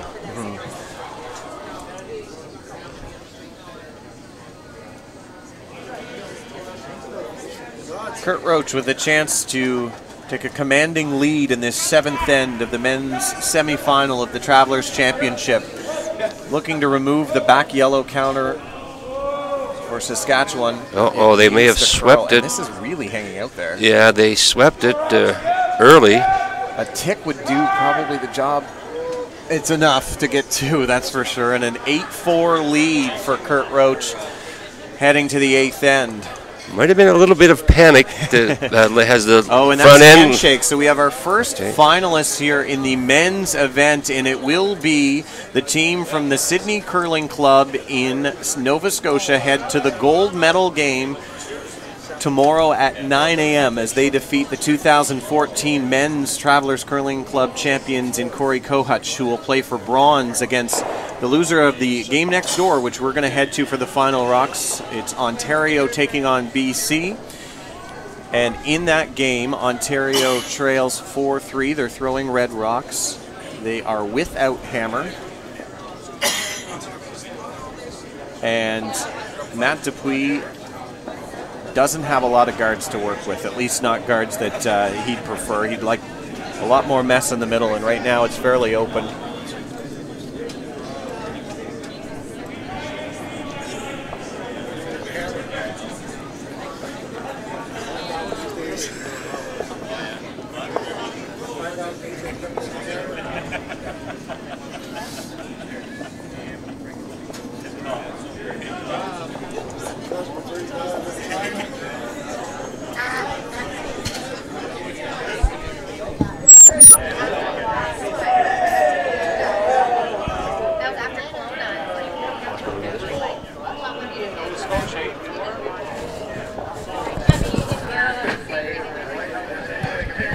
As we see Matt Dupuis' final rock of the end will slide far enough. It is too deep, and we have our next men's finalist. It will be a British Columbia Nova Scotia men's final, East versus West, here in Miramichi tomorrow, as the team from Richmond, British Columbia take the win over Ontario's Matt Dupuis out of the Cornwall Curling Centre in Ontario. So the men's final is set. The two bronze medalists, the bronze medal game, will go between Ontario and Saskatchewan.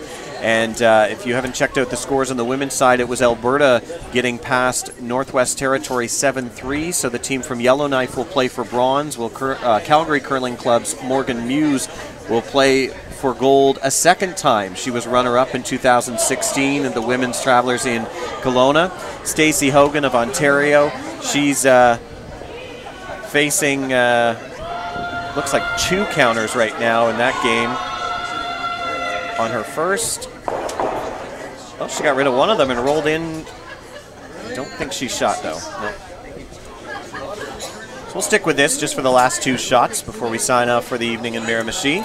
Eddie, it's been a great night of curling, and we are in for a really good final. These two teams can hit on the men's side that we just saw. Yes. I haven't called a game for BC yet, but every time I'm looking up, Cody Tanaka is making some pretty big weight, accurate Cody Tanaka was facing, with his first stone in the 7th end, he was facing 3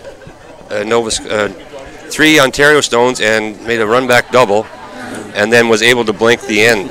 I didn't see his last. I think it may have been for a double. And Cody, this is his. It will be his 17th game in 2 weeks wearing the British Columbia jacket. He was the skip for the team in the Fort Rouge at the mixed championship, and skipped his team to a 5-5 record there just 2 weeks ago, or I should say last week, I guess it was. So he is. He's on fire right now for that team. Should take a look here at Michelle Williams' final stone. She's by the guard, and she'll sit 2. Ontario needs a bit of magic here to score their 3. It's there, but it's going to be tough. Stacey Hogan needs a angle, run, thin double, and hope neither of those jam. And that her shooter, or the rock she's running in, sticks around, yes. That would be a shot.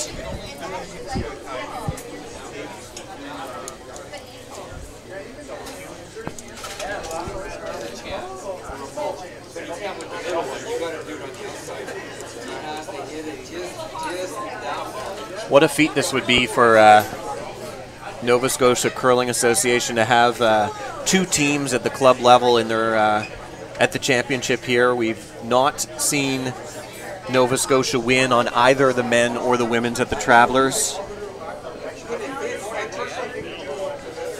British Columbia, as I mentioned, the BC men would be looking to make it 2 years in a row that a team from the West Coast has come back with the trophy. Alberta has never, I shouldn't say they haven't won in 8 years on the women's side. So a lot of droughts could be broken. But we look at Stacey Hogan's last shot that needs a heroic effort.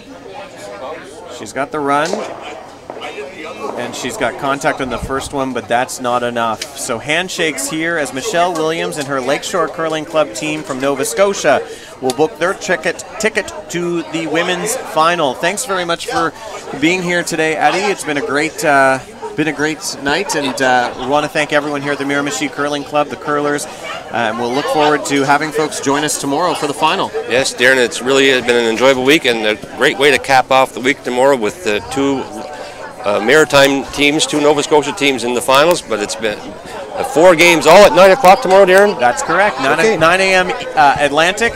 We're signing off from here. As you can hear, the party's already started in Miramichi, but we'll be back bright and early tomorrow. Thanks for watching.